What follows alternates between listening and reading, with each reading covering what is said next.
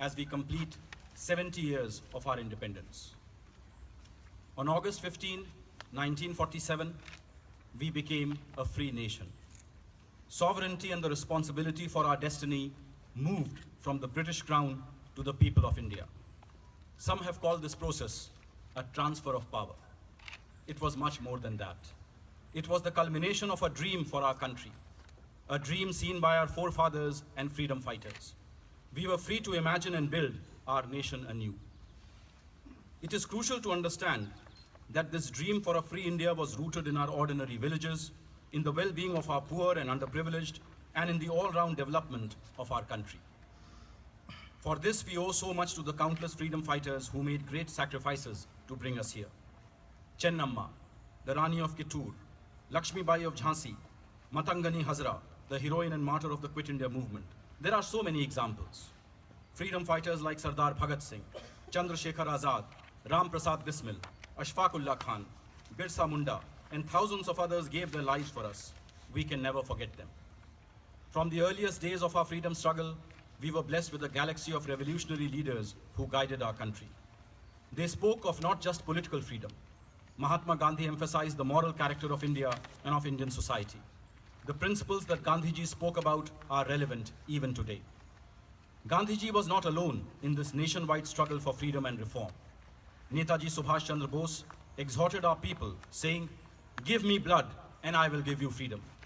At his word, millions of Indians joined the freedom movement under his leadership and gave their all. Nehruji emphasized that India's age-old heritage and traditions, so dear to us, could coexist with technology and a quest to modernize our society. Sardar Patel instilled in us the importance of national unity and integrity, and of a disciplined national character. Baba Sahab Bhimrao Ambedkar urged upon us the virtues of constitutional governance, of the rule of law, and of the vital need for education. I have given only a few examples of illustrious leaders. I could give you many more. The generation that brought us to freedom was diverse. They were men and women who represented all parts of our country and a variety of political and social thought. We need to draw inspiration from such brave freedom fighters, many of whom sacrificed even their lives for our country. We need to invoke the same spirit today in the task of nation building. The stress on the moral basis of policy and action, belief in unity and discipline, faith in a synthesis of heritage and science, and promotion of the rule of law and of education, all of it was located in a partnership between citizen and government. That is how our nation has been built, by a partnership between citizen and government, between individual and society, between a family and the wider community. Fellow citizens, this spirit of empathy and of social service and volunteerism is very much alive in India. There are so many people and organizations that work quietly and diligently for the poor and the disadvantaged. We should also work with unity and purpose to ensure that the benefits of government policies reach all sections of society. For this, the partnership between citizens and government remains essential. The government has started the Swachh Bharat campaign, but it is for each of us to ensure a Swachh Bharat. The government is building toilets or helping build toilets, but it is for each of us to use those toilets and make India open defecation free. The government is enabling communication infrastructure, but it is for each of us to use the internet for the right purposes, to bridge knowledge gaps, create opportunities, and enhance educational and information access. The government is promoting the idea of Beti Bachao, Beti Padhao, but it is for each of us to ensure that our daughters are not discriminated against and get the best education. The government can frame laws and strengthen law enforcement, but it is for each of us to be a law-abiding citizen and to build a law-abiding society. The government is pushing transparency and eliminating corruption in public procurement and recruitment, but it is for each of us to answer to our inner conscience in everyday life. The government is implementing GST to eliminate multiple taxes and simplify transactions, but it is for each of us to make this an essential part of our everyday transactions and business culture. Fellow citizens, in the year 2022, our country will complete 75 years of independence. It is our national resolve to attain certain desired milestones for a new India by then. When we speak of a new India, what do we mean? There are some obvious parameters, like a house for every family, power on demand, better roads and telecom, a modern railway network, rapid and sustained growth. And yet, there is more. New India must include that integral humanist component that is in our DNA and which has defined our country and our civilization. New India must be a society rushing towards the future, but also a compassionate society. A compassionate society where the traditionally disadvantaged, whether scheduled castes, scheduled tribes, or OBCs, are part of our national development process. A compassionate society where populations in our frontier areas and states who may sometimes feel a sense of alienation are embraced as our brothers and sisters. A compassionate society where the deprived child, the aged and the ailing senior citizen, and the poor and the underprivileged are always in our thought, not an afterthought, and where we take special care to ensure that our Divyang brothers and sisters get equal opportunities in all walks of life. A compassionate and egalitarian society that does not discriminate on gender or religious background. A compassionate society that enriches our human capital and equips our young people by promoting accessible, affordable, and world-class educational institutions, and where quality healthcare and nutrition are not a challenge.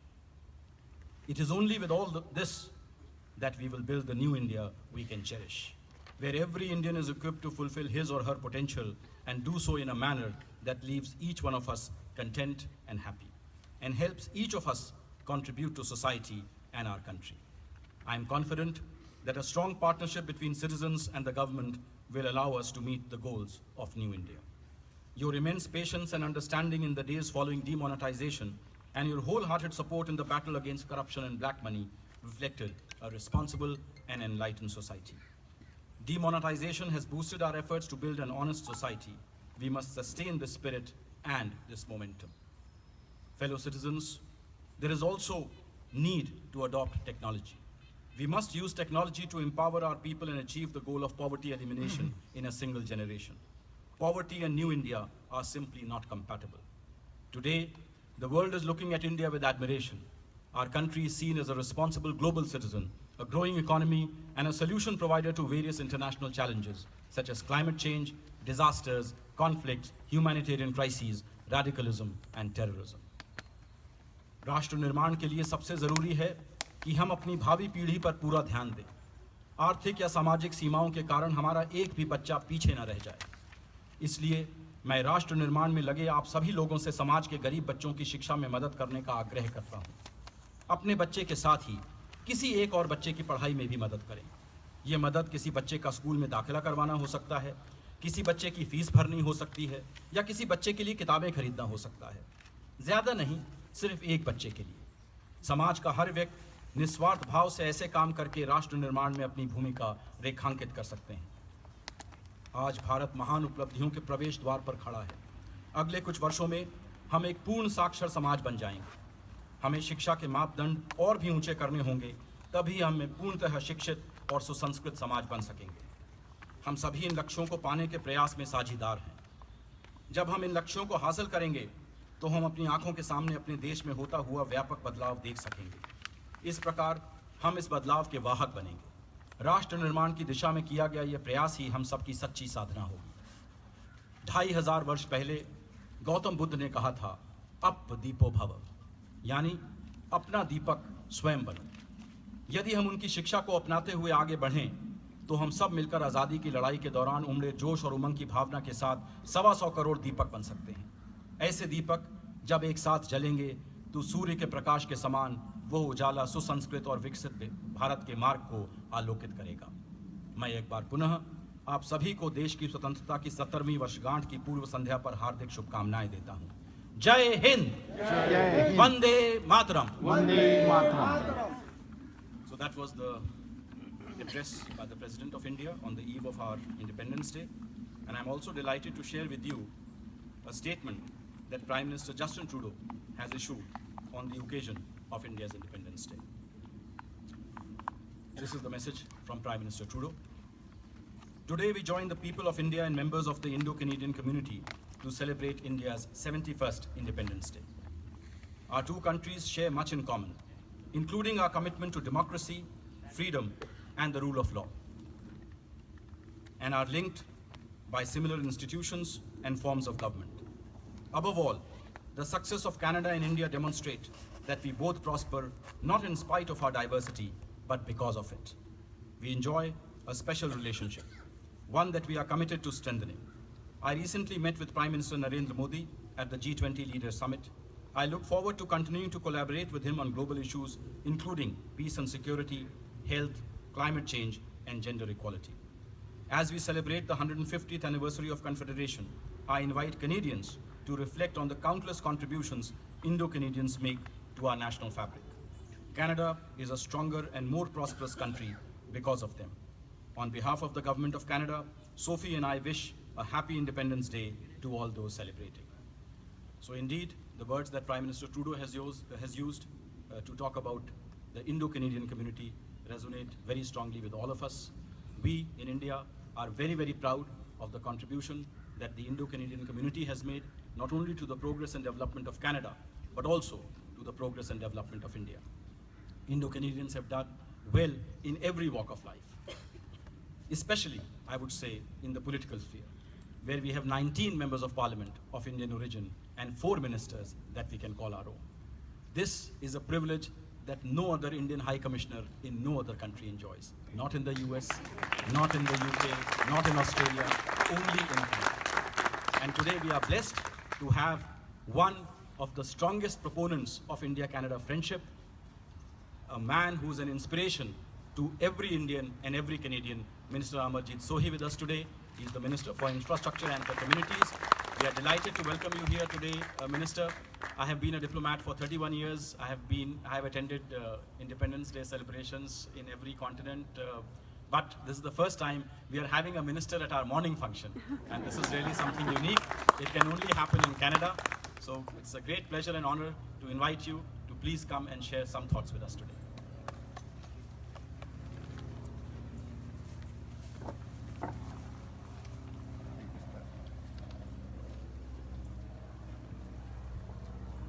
Well, thank you, Vikas. I'm a morning guy, so and absolutely, I feel so honored and privileged to be standing here in front of you to mark very important day. As a proud Indo-Canadian, I say I have not missed any opportunity to celebrate the independence of India. I am from Edmonton.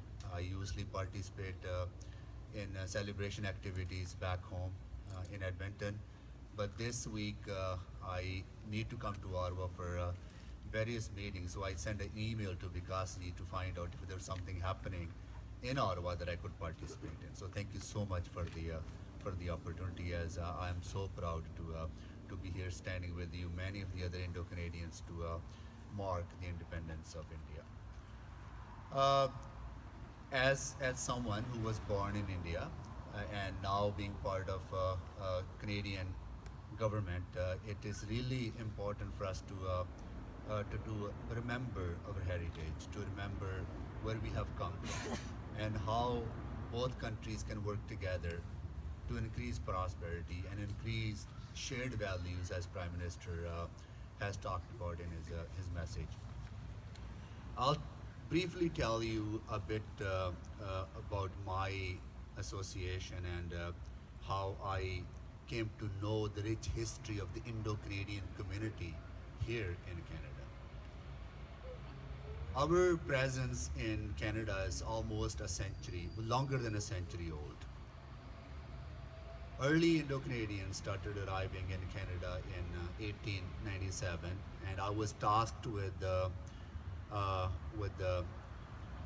develop the early history and talk about the early history when I was leading an organization in Edmonton called Punjabi Cultural Association. We wanted to celebrate the 100th anniversary of Indo-Canadians. So in 1997, I started reading about the history of our ancestors.